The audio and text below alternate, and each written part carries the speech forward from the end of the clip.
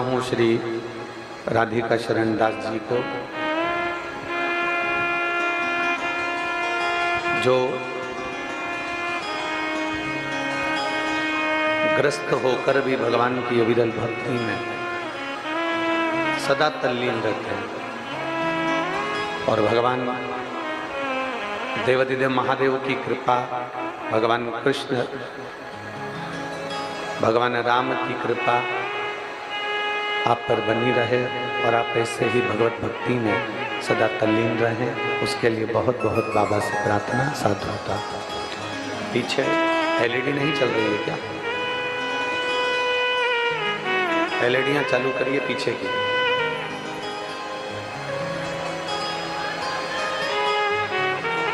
आवाज नहीं जा रही। भगवान शिव ओगड़दानी, त्रिकालदर्शी, कैलाशी, अविनाशी, जो सदा जीव का कल्याण करने वाले हैं, ऐसे पवित्र पुण्यमय आनंद कथा में विराजमान माननीय विधायक महोदय श्री मुकेश जी टंडन, जो संपूर्ण विश्व को, संपूर्ण जगत को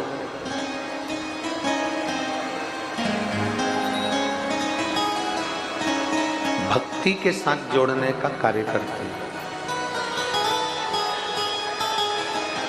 और देखिए, एक विश्वास और एक भक्ति। जिस दिन आपके भीतर भगवान शिव जी के प्रति एक विश्वास, थोड़ा सा विश्वास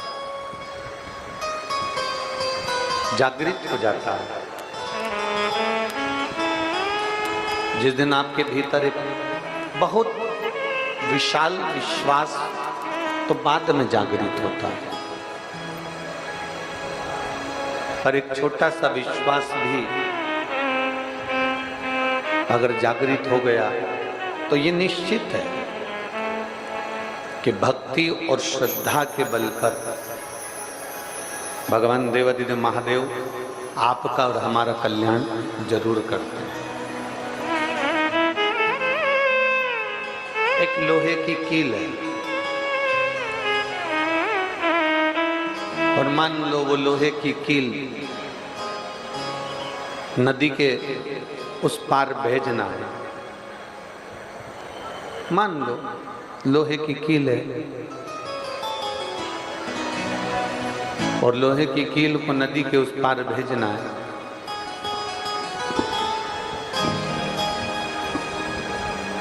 अब वो लोहे की कील को तुमने पानी में डाल दिया तो पानी में डालने के बाद वो लोहे की कील तो पानी में डूब जाएगी। वो लोहे की कील को अगर मध्य में फेंक दिया तो वो पानी में डूब जाएगी।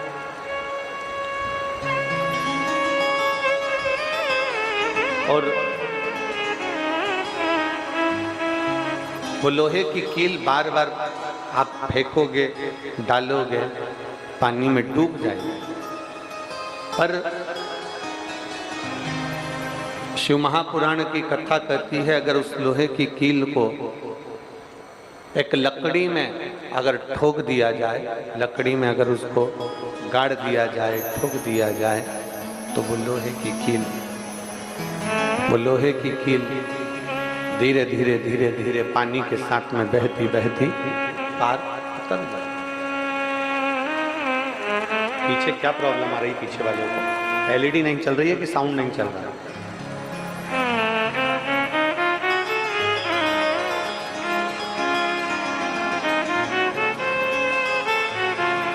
साउंड चालू करवाइए पीछे का। एक लोहे की कील को, इधर भी आवाज नहीं आ रही है क्या? इधर किधर? एक लोहे की कील को पानी में आप वैसे ही डाल देंगे तो वो डूब जाएगा, तो पार नहीं करेगा। पर उसी लोहे की कील को जब लकड़ी में ठोक दिया जाए, लकड़ी में उसको रख दिया जाए, लकड़ी में उसको गाड़ दिया जाए, तो वो लोहे की कील पार उतर जाती है, पार उतर जाए। बस महापुराण की कथा भी यही कहती है, भगवान शंकर का संवाद भी यही कहता है, शिव तत्व भी यही कहता है, भगवान ओगड़दानी की कथा भी यही कहती है कि अपने आप को, इस मन को, इस चित्त को, इस भव सागर से अगर पार उतरना है, संसार सागर से यदि पार उतरना है, भव सागर से अगर हमको पार उतरना है, तो भगवान के चरणों में इस मन को भगवान भोलेनाथ जी के चरणारविंद में ले जाकर इसको वहां ठोक दीजिए, इस मन को वहां ले जाकर छोड़ दीजिए। भगवान इसको पार इस भव सागर से कर ही देता है मनुष्य। बस आपको और हमको भगवान की विरल भक्ति को धारण करना है।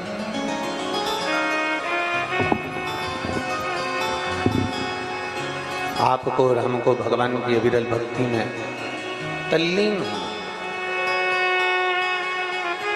अपने आप एक विश्वास रखकर, एक भरोसा रखकर, एक दृढ़ता रखकर यदि हम भगवान के भजन में रम गए,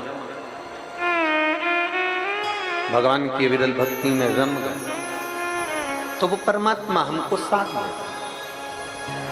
और तेरी कृपा बिना न मिले,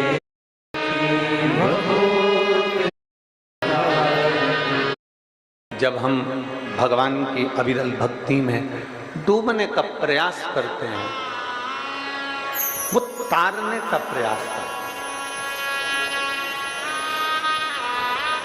एक निगाह भरकर, एक दृष्टि से, एकाग्र चित्त होकर अपने मन से जब हम भगवान का दर्शन करते हैं, तो भगवान हमारी झोली अवश्य भरता है। बस अच्छा, एक आप लोगों ने ध्यान दिया होगा, अगर एक टकटकी बात परमात्मा की ओर लगाई, एक दृष्टि भगवान की ओर लगाई, एक दृष्टि महादेव की ओर लगाई, और एक दृष्टि संसार में लगाई,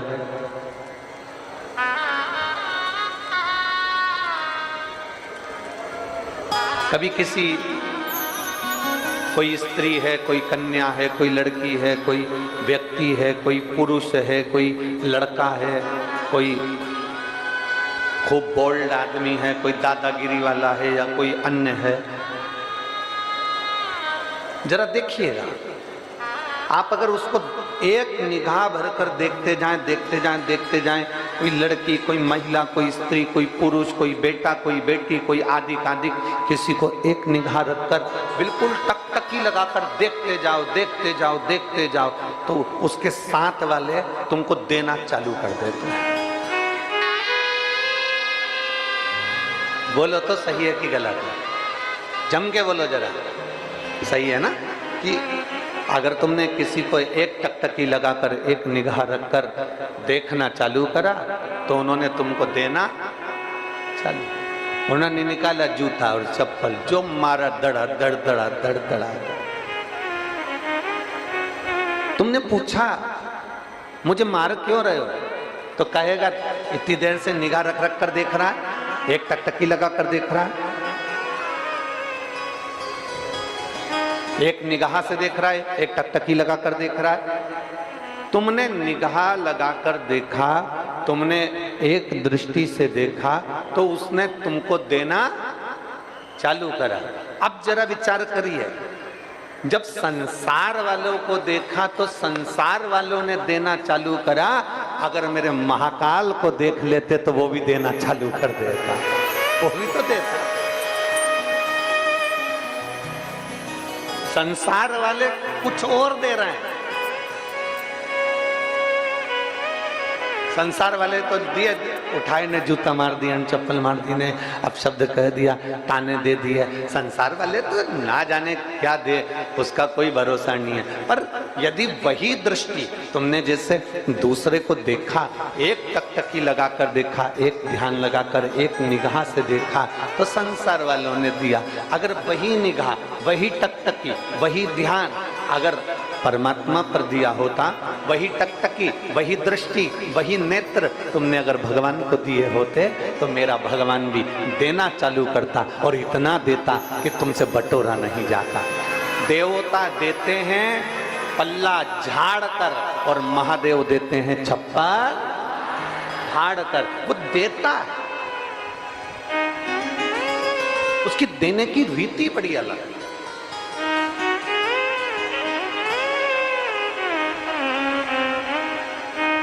बस आप उस परमात्मा को निहार कैसे रहे, कैसे नहीं? अब ये भी हमको सोचना है कि देखना कहां है।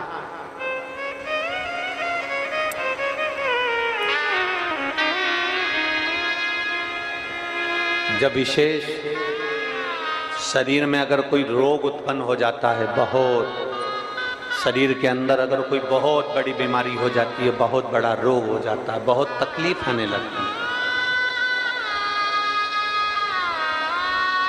बहुत तकलीफ। डॉक्टर ने कह दिया कमर का गुरिया खसक गया,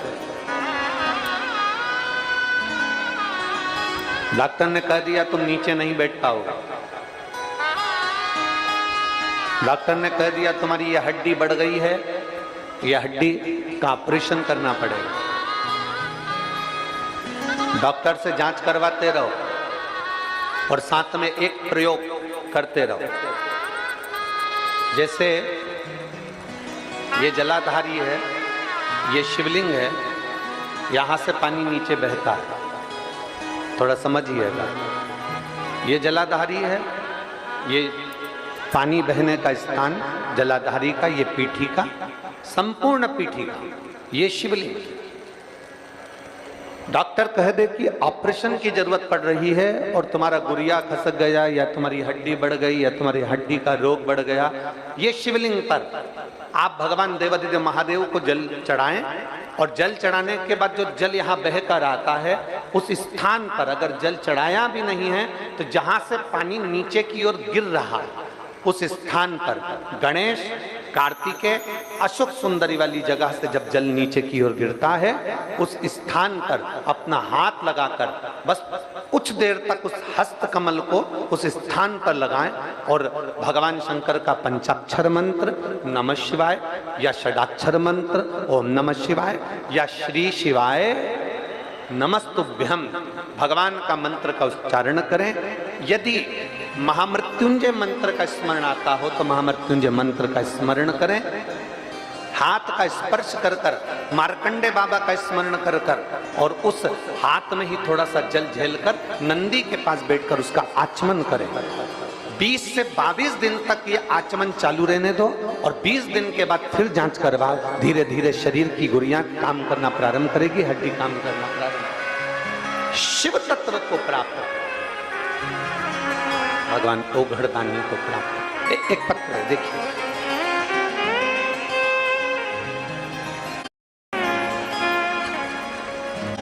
मास्टर कॉलोनी शंकर टीला विदिशा की रहने वाली है।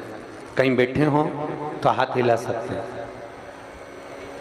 श्रीमती सीमा नामदेव, पति सुनील नामदेव, पता मास्टर कॉलोनी शंकर टीला विदिशा। कहीं बैठे हो तो हाथ हिला सकते हैं। अगर बच्चे को लेकर आई हो तो व्यासपीठ पर लेकर आ सकते हैं। मैं बाबा का क्या गुणगान करूं गुरुदेव। मेरी शादी को 11 साल हो गए थे। 11 साल से मुझे संतान का सुख नहीं था। हमने ऐसा कोई डॉक्टर नहीं जिसको नहीं दिखाया। 6-7 साल तक हमने इलाज करवाया। फिर हमने, कोई बोलता कि यहाँ चले जाओ, वहां चले जाते, कोई कहता वहां चले जाओ, वहां चले जाते। सब दूर से गोदी भी भरवा ली, सब दूर से नारियल भी झेल कर आ गए, पर संतान का सुख नहीं। तब हमारे पड़ोस की एक बेटी ने हमसे कहा कि आप सीहोर चलें और कुबरेश्वर बाबा के यहाँ पर कंकर शंकर की पूजन करते हैं और वहां से आने के बाद रोज शंकर के मंदिर जाना प्रारंभ करो। कुबरेश्वर धाम पर कंकर शंकर का पूजन करा, वहां से आए और शिव जी के मंदिर में हमने रोज जाना प्रारंभ कर दिया। भगवान शंकर के मंदिर में रोज जाते, जल चढ़ाते, आचमन करते, सफेद आंकड़े की जड़ का प्रयोग किया। और बाबा का मैं क्या गुणगान करूं गुरुदेव, बाबा ने हमारा गर्भ तो ठहरा दिया, पर मालूम पड़ा कि बच्चे की धड़कन ही नहीं है। अब 11 साल के बाद गर्भ ठहरा और बच्चे की धड़कन नहीं, तब करें तो करें क्या? तब किसी ने कहा कि वो सीहोर वाला महाराज कहता है कि बेलपत्र भगवान शंकर पर चढ़ी हुई, उस बेलपत्र के पीछे का भाग अशोक सुंदरी का नाम लेकर पाले। हमने उसको खाया और हम फिर जांच कराने के लिए गए तो बच्चे की धड़कन वापिस आ गई और बाबा की कृपा से मेरे घर में 11 वर्ष के बाद बच्चे ने जन्म लिया। मैं बाबा को नमन करने के लिए आई हूँ। कहीं बैठे हो तो आ सकते हैं। ये शिव भक्ति, ये अविरल भक्ति, एक विश्वास, एक भरोसा, एक दृढ़ता। नेत्र भरकर देखो, मना नहीं।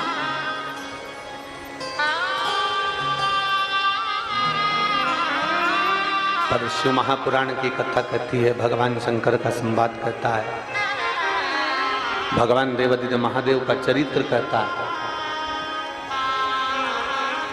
देखना कहां है?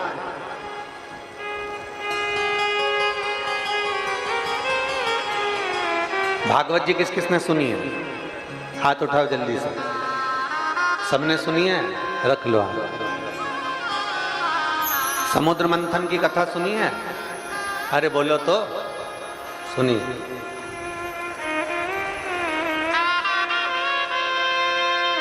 देवता और असुर दोनों ने मिलकर मंथन किया, सुनिए। अरे बोलो तो जम के सुनिए।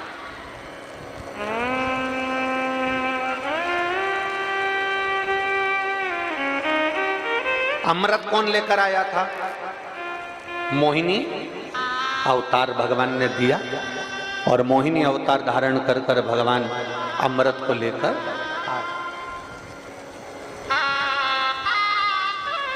मोहिनी। अब एक तरफ असुर बैठे, एक तरफ देवता बैठे।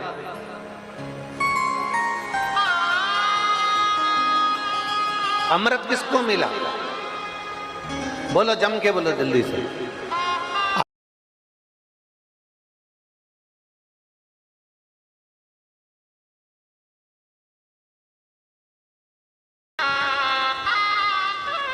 मोहिनी।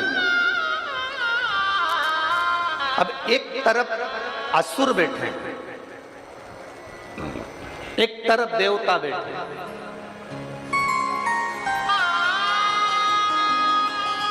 अमृत किसको मिला? बोलो जम के बोलो जल्दी से। असुरों को मिला, किसको मिला? देवताओं।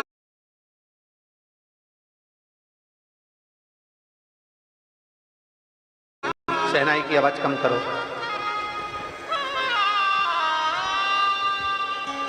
अमृत किसको मिला? देवता।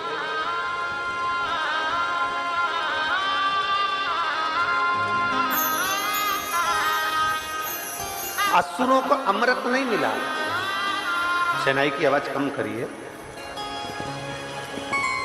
अमृत किसको मिला? देवता। असुरों को अमृत प्राप्त नहीं हुआ। क्यों नहीं हुआ? ऐसा क्या कारण था कि देवताओं को अमृत मिल गया और असुरों को अमृत नहीं मिला? कारण क्या? मंथन दोनों ने करा है, अमृत निकला भी है, श्रीमद् भागवत में आपने सुना भी है, पर देवताओं को अमृत मिल गया और असुरों को अमृत नहीं मिला, उसका कारण केवल एक था। जब भगवान मोहिनी स्वरूप धारण कर कर, स्त्री का स्वरूप धारण कर कर, सुंदर स्वरूप धारण कर कर मेरे नारायण अमृत का कलश लेकर आए, तो असुर राक्षस वो मोहिनी भगवान के चेहरे को देख रहे थे और देवता मोहिनी भगवान के चरण को देख रहे थे। बस ये अंतर था, केवल यही अंतर। असुर राक्षस, सारे असुर, उनको नहीं मालूम कि ये भगवान है। उनको तो लग रहा कितनी सुंदर स्त्री है, कितनी सुंदर नारी है। आपने श्रीमद् भागवत में सुना होगा कि भगवान इतना सुंदर रूप रख कर आए थे कि देवता और असुर दोनों सुध खो गए थे कि इतनी सुंदर स्त्री कहां से आई। असुर मोहिनी भगवान का चेहरा देख रहे हैं, उनको नहीं मालूम कि मोहिनी भगवान है, वो तो स्त्री का चेहरा देख रहे हैं, वो नारी का चेहरा देख रहे हैं। असुर चेहरा देखने में रह गए और देवता क्या देख रहे थे? चरण, चरण।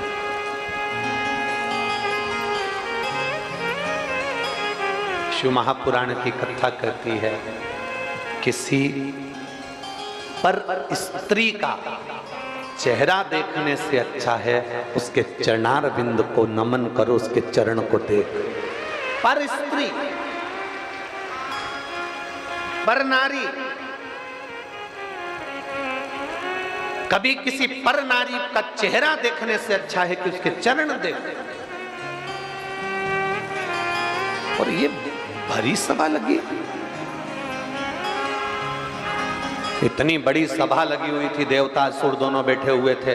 असुर चेहरा देखने में रह जाते हैं और देवता भगवान के चरण देखने में। स्त्री है, उनको भी नहीं मालूम कि ये भगवान है, वो तो चरण देख रहे हैं, चरण। और जिसने, शिव महापुराण की कथा कहती है, जिसने अपनी जिंदगी में मेरे भगवान के चरण देख लिए, जिसने अपनी जिंदगी में भगवान के चरणारविंद को पकड़ लिया, पकड़ लिया, चरणार, जिसने पकड़ लिया, जिसने भगवान के चरणों को देखना प्रारंभ कर दिया, चरणों को छूना प्रारंभ कर दिया, चरणारविंद को देखना प्रारंभ कर दिया। किसी भी मंदिर में, भगवान के शिवालय में, देवालय में, कहीं पर भी जाओ, आप किसी भी मंदिर में पहुंचिए, अगर आते आते आप उस मंदिर की सीढ़ी को, आप उस मंदिर की चौखट को, आप उस मंदिर के शिखर को दर्शन करते। शिखर का दर्शन क्यों करते?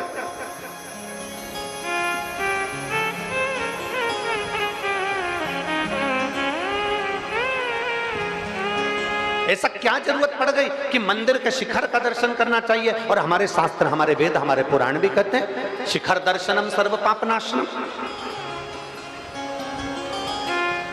हमारे शास्त्र भी कहते हैं कि शिखर का दर्शन करो। शिखर के दर्शन से हमें मिलता क्या है? शिखर के दर्शन से हमें क्या प्राप्त होता है? क्या मिलता, क्या प्राप्त होता है?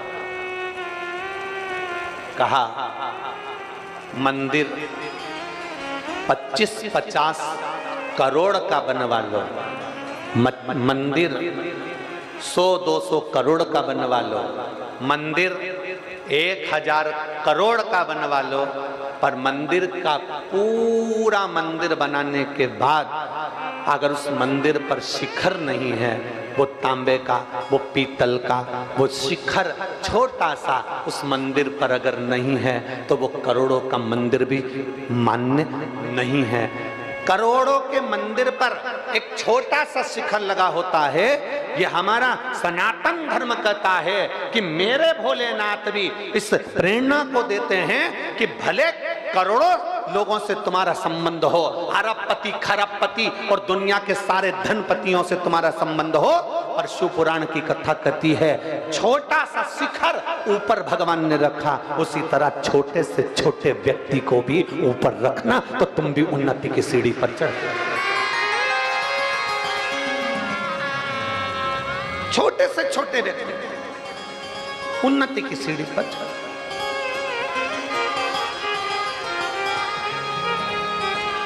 ए भाई, जो बहुत पैसे वाले होते हैं ना, बहुत करोड़पति होते हैं ना, बहुत धनपति होते हैं, वो तो विदिशा के महल में से निकलकर कथा के पंडाल में नहीं पहुंचते हैं।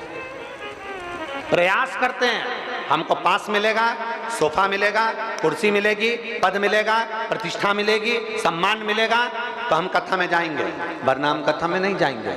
शंकर की कथा में धन और गरीब ये नहीं देखा जाता। शंकर की कथा में तो केवल इतना देखा जाता है कि मेरे नगर में मेरा महादेव आया है और मुझे उस महादेव से प्राप्त करना है।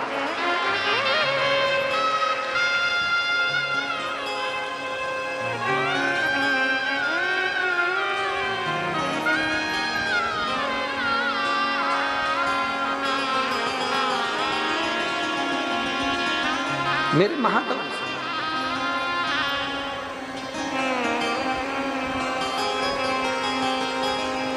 एक छोटा सा बच्चा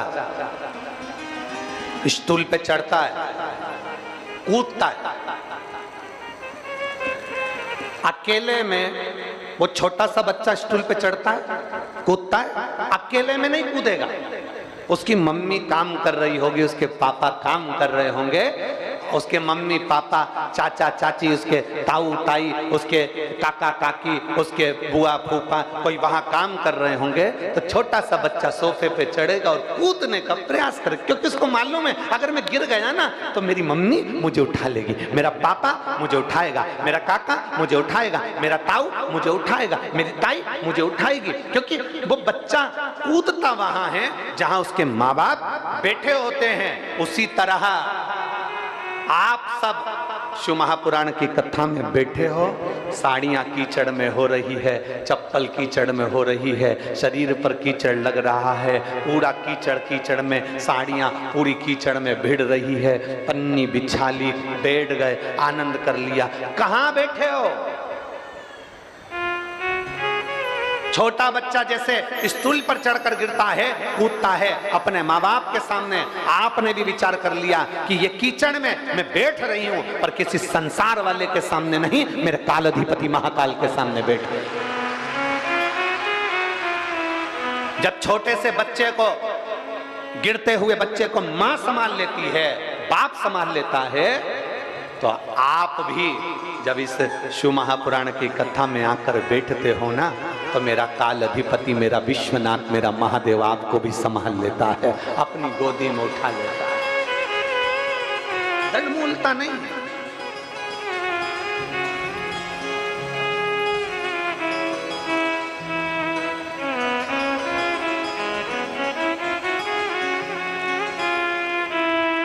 कई लोग ऐसे भी मिलेंगे संसार में, शिव महापुराण की कथा होती है ना, तो जो समिति कथा कराती है या कोई व्यक्ति विशेष कथा कराता है,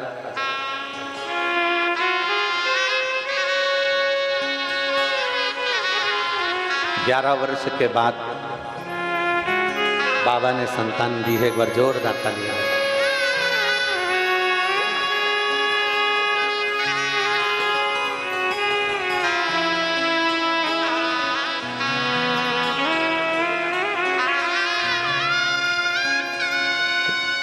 दीदी कह रही है पहले मंदिर नहीं जाते।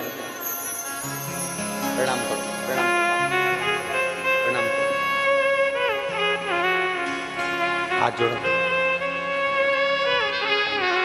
शाम बोलो।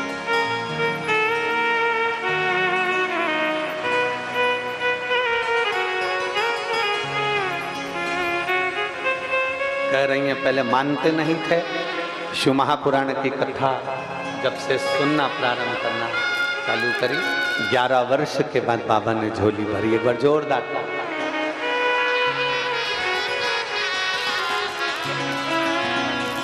शिव तत्व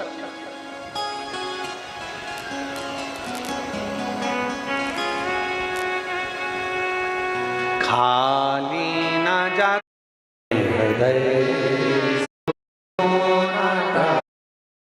चले किसी करोड़पति के घर में नहीं गए। मेरे राम जी अगर वन में गए तो एक एक संत, साधु, गुरु, ब्राह्मण, तपस्वी, साधक, उपासक, सन्यासी, साधक के पास में, अपने भक्त के पास में।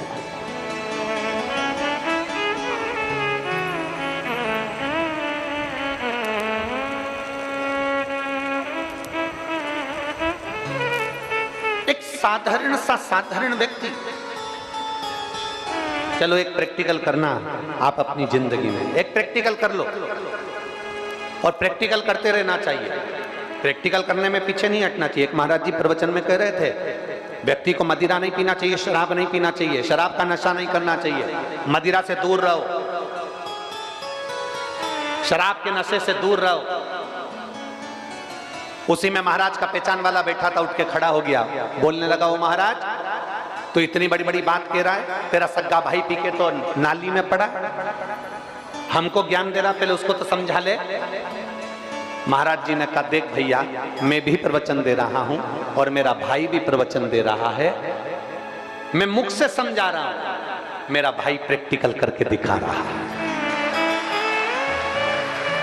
तेरी मर्जी है दोनों में कैसे समझेगा, ये हमारे ऊपर निर्भर करता है कि हम क्या। और प्रैक्टिकल करो, प्रैक्टिकल करते रहना चाहिए, प्रैक्टिकल करो, प्रैक्टिकल करते रहना चाहिए। और हम तो साइंस के स्टूडेंट रहे तो हमारे अंदाजे में रहा कि प्रैक्टिकल करना अपनी जिंदगी के लिए एक अनुभव है। करिए प्रैक्टिकल।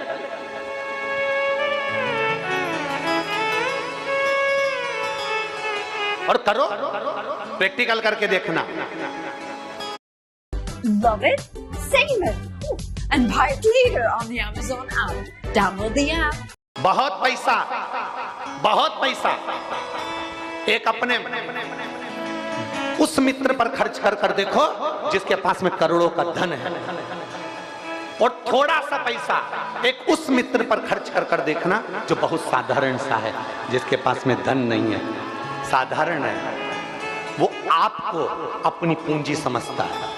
आप पैसे वाले हो ना, आपका धन से उसको प्रेम नहीं है, वो आपको अपनी पूंजी समझता है। मेरा दोस्त बैठा है ना, समझ लेगा, उसको धन से मतलब नहीं, वो कभी नहीं मांगेगा। पैसे वाला पैसे वाले से धन मांग लेगा, पर गरीब बड़ा नहीं मांगेगा, संकोच करता है मांगने में, वो नहीं मांगेगा। दो मित्र हैं, एक धनपति है, एक साधारण सा है। वो धनपति जब तुम्हारी विपदा की घड़ी आएगी ना, सामने नहीं खड़ा होगा, और वो साधारण जिसके ऊपर तुमने खुद खर्च नहीं करा, वो तुम्हारी विपदा की घड़ी में रात और दिन खड़ा मिल जाएगा। रात दिन तुम्हारी विपदा की घड़ी में खड़ा मिल जाएगा। एक नौकर चाकर साधारण सा सेवक जिसके लिए तुमने थोड़ा बहुत भी कर दिया, वो तुम्हारी विपदा की घड़ी में खड़ा मिल जाएगा। जिस रिश्तेदारों के लिए, नातेदारों के लिए, कुटुंबों के लिए, जिस परिवार के लिए तुमने करोड़ों का धन खर्च कर दिया, वो कोई तुम्हारे सम्मुख में आकर खड़े नहीं होंगे। वाह वारी दुनिया, मतलब की दुनिया में किसी का कोई नहीं। संसार में अकेले पैदा हुए हो, संसार से अकेले जाना है, संसार में अकेले आगे बढ़ने का प्रयास किया है, संसार में अकेले आकर संघर्ष किया है, संसार में अकेले रहकर तुम्हें उन्नति की सीढ़ी पर चढ़ना है। जब तुम चढ़ भी जाओगे अकेले के बल पर, तुमने बहुत कुछ करने का प्रयास कर लिया, तब तुम्हारी उन्नति की सीढ़ी पर चढ़े हुए लोग तुम्हें देख नहीं पाएंगे। इसलिए निवेदन है, अपना संघर्ष, अपना स्नेह छोटों को देना प्रारंभ करिए। अगर भगवान ने आपको धन दिया है, पैसा दिया है, कोई बच्चा पढ़ना चाहता है गरीब का, उस बच्चे को अच्छी एजुकेशन दिलाइए। कोई को दवाई की जरूरत है, धन भगवान ने दिया है, उसको दवाई की जरूरत है, उसको दवाई दिलाइए। मत दान करो तुम किसी को, 1 रुपया मत दो तुम किसी को, पर अपना अगर भगवान तुम्हें धन दे रहा है और कोई पड़ोसी का बच्चा गरीब है, उसको पढ़ना है, उसको एजुकेशन चाहिए, आप अपने बच्चे को डॉक्टर बना रहे हो, इंजीनियर बना रहे हो, कलेक्टर बना रहे हो, IAS ऑफिसर बना रहे हो, अपने बच्चे को पढ़ाओ, मना नहीं है, पर उस बच्चे के साथ में एक साधारण छोटे से बच्चे को जिसके पास में धन नहीं है, उसको पढ़ाने का प्रयास करना। एक बार तुम्हारी औलाद तुम्हें नहीं पूछेगी, पर जो गरीब के बच्चे को तुम पढ़ाकर कलेक्टर बना दोगे, वो बार बार पूछेगा।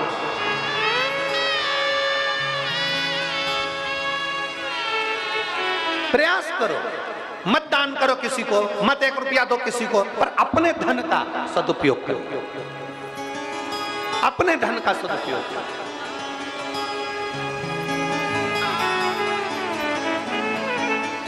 आज हम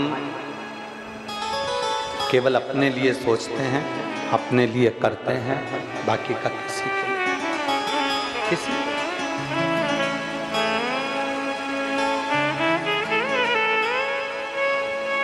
प्रयास करें। इन हाथों से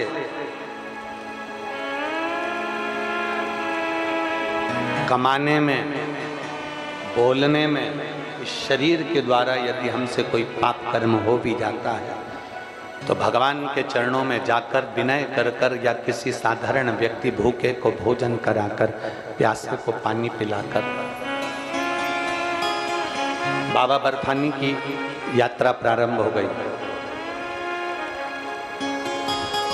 अमरनाथ की यात्रा प्रारंभ हो गई।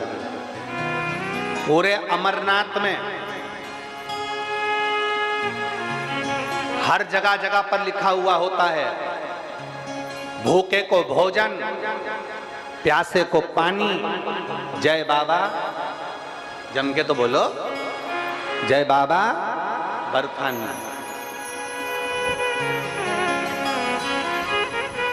भूखे को भोजन, प्यासे को पानी, जय बाबा बर्फानी। अब ये किसी ने पूछा, गुरुजी ये क्यों लिखते हैं लोग बाग, इसको लिखने से क्या फायदा? हमने कहा उसने पूरी जगह पर लिखा हुआ है, भूखे को भोजन, प्यासे को पानी, जय बाबा बर्फानी। क्योंकि दुनिया के लोगों को ये मालूम है, जब हम उन्नति पर चढ़ते हैं, ऊंचाई पर चढ़ते हैं, जब बहुत आगे बढ़ते हैं, जब हम अमरनाथ की यात्रा के लिए चलते जाते हैं, चलते चलते चलते चलते इतने ऊपर पहुंच जाते हैं कि हमारे पास में वजन लेकर नहीं जाते, सामान लेकर नहीं जाते, भूख भी लगती है, प्यास भी लगती है, पानी ठंडा होता है, पीते बनता नहीं है, भोजन ठंडा मिलता है, करते बनता नहीं है। तो कई लोग, भले तुम्हारे पास में, तुम्हारी जेब में 1000, 2000, 5000, 25-50 रुपए पड़े हों, भले तुम्हारे होटल में लाखों रुपए पड़े हों, परंतु जिस जगह पे जरूरत है उस जगह पर नहीं मिल पाते, उस जगह पर बाबा बर्फानी तुम्हारा पेट भर देता है, उस जगह पर बर्फानी तुम्हें पानी दे देता है।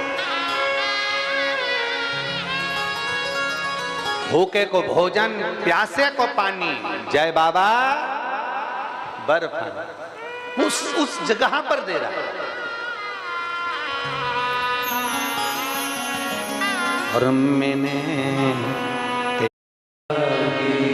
भोले, प्यास लग रही है, पानी नहीं मिल रहा,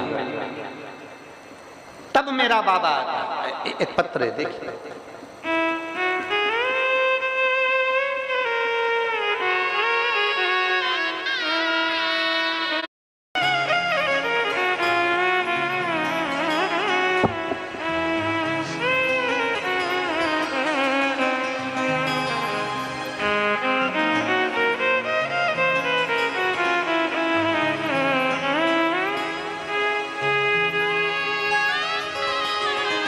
अरुण सोनी, अरुण सोनी मेरा मोबाइल नंबर ये है, पूरनपुरा लाला धाऊ विदिशा। कहीं बैठे हैं पूरन सोनी जी, अरुण सोनी जी, अरुण सोनी जी कहीं बैठे हो तो हाथ हिला सकते हैं, और अगर बैठे हो तो बेलपत्र लेखने आप ही हैं, एक बार इससे हाथ हिला दो जी, दिख गए, आ जाओ, बेलपत्र लेकर चले जाओ, आ जाओ, तीनों आ जाओ। अरुण सोनी मेरा मोबाइल नंबर ये है, पूरनपुरा लाल धाऊ विदिशा। एक लोटे जल का मैं क्या वर्णन करूं गुरुदेव। मेरे नाना जी को गले में दर्द हुआ, मेडिकल कॉलेज में दिखाया तो दूरबीन से जांच में गले में गठान और कैंसर जैसी बड़ी बीमारी का योग बता दिया। भोपाल में जांच के लिए हमने भेजा, भोपाल में जांच में तब मालूम पड़ा, दर्द बढ़ता चले गए। सूरत में हमारे मामा जी ने बुलाया, फिर से सारी जांचें करवाई, उसमें 4th स्टेज का कैंसर आ गया। डॉक्टर ने हमको बताया कि इनका कीमो करवाना पड़ेगा। मात्र 4th स्टेज के कैंसर के कारणवश मात्र ये 2 महीने के मेहमान हैं। पत्र में इन्होंने लिखा कि उन्होंने कह दिया कि 2 महीने बच्चे हैं इनके लिए, बस 2 महीने से ज़्यादा ये नहीं रह पाए। लेकिन नाना जी ने कीमो नहीं करवाया और वापिस विदिशा आ गए। और मेरी मौसी और मेरे मौसा जी ने नाना जी से कहा, अब एक काम करते हैं, अपन सीहोर चलते हैं, वहां कंकर शंकर की पूजन करेंगे, रुद्राक्ष लेकर आएंगे और रोज प्रतिदिन आप मेरे साथ शंकर जी के मंदिर चलना, वहां प्रणाम करेंगे, जल चढ़ाएंगे और बाबा का जल पिएंगे। सीहोर गए, रुद्राक्ष लाए, तांबे के कलश में उसको गलाते और शिव जी को जल चढ़ाते और नाना जी को पिलाते। गुरुदेव, नाना जी के आहार नली से भोजन नहीं जा रहा था क्योंकि उनको गठान हो गई थी, तो भोजन बंद हो रहा था। पर हमने बाबा से प्रार्थना करी, रोज भगवान शंकर का रुद्राक्ष का जल दिया और शिव जी को रोज प्रणाम कर कर उनकी बेलपत्र ला कर देते। बाबा का मैं क्या गुणगान करूं गुरुदेव, बाबा तो बाबा हैं। हमारे नाना जी ने खाना खाना प्रारंभ कर दिया। उनका पहले लिक्विड ले रहे थे, अब भोजन करना प्रारंभ करा और धीरे धीरे धीरे धीरे बाबा की कृपा से 22 जून को हम 22 जून 2024 को वापिस मेडिकल कॉलेज में जांच प्रारंभ हुई और जांच में आया कि इनका शरीर ठीक है और बीमारी समाप्त की ओर है। मैं बाबा को धन्यवाद देने के लिए आया हूँ। लाइन अच्छी लिखी है, आप और हम गुनगुनाते हैं। तेरी कृपा बिना न एक भी लेते हैं श्वास, तेरी कृपा से अभी की सारी जांचें लगाई गई हैं जिसमें बाबा की कृपा से मेरे नाना ठीक हो गए। ये शिव तत्व है, ये शंभु, ये ओघड़ी, ये त्रिकालदर्शी, ये कैलाश।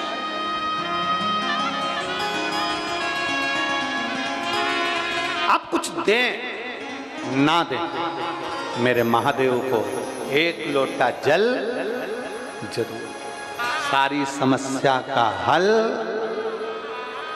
जम के बोलो जरा, सारी समस्या का हल बोल बम का नारा है। उसके आश्रित हो जाओ, उसके आश्रित।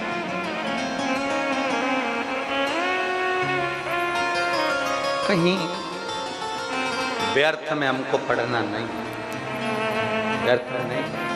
हमें इधर उधर कोई ने कह दिया यहाँ चले जाओ, कोई ने कह दिया वहाँ चले जाओ। शिव पुराण तो कहती है अपने नजदीक के शिवालय में चले जाओ, अपने नजदीक के शंकर के मंदिर चले जाओ। कुछ मत लेकर जाओ तो एक लोटा जल लेकर।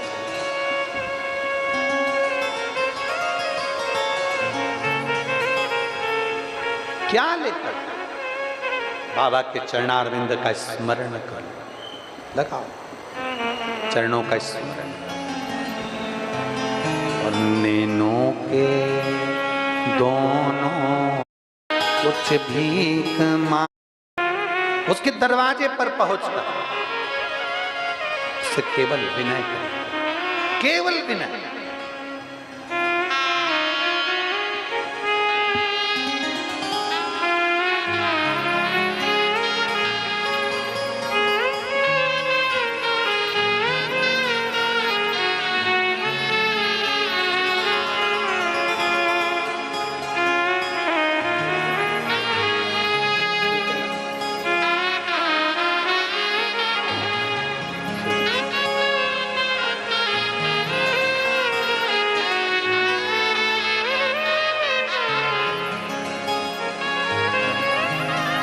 शिव तत्व कह रही हैं, कथा सुनी, शंकर जी पर इतना भरोसा हो गया था, हमारे पिताजी को इतना भरोसा हो गया कि उन्होंने कह दिया था अब मेरा भोलेनाथ जैसा रखेगा वैसा रहूंगा। और आज जो रिपोर्ट आई, उस रिपोर्ट से जो 22 जून 2024 को आई, उस रिपोर्ट में बाबा की कृपा से कैंसर की रिपोर्ट नॉर्मल आ गई। ये शिव तत्व है, ये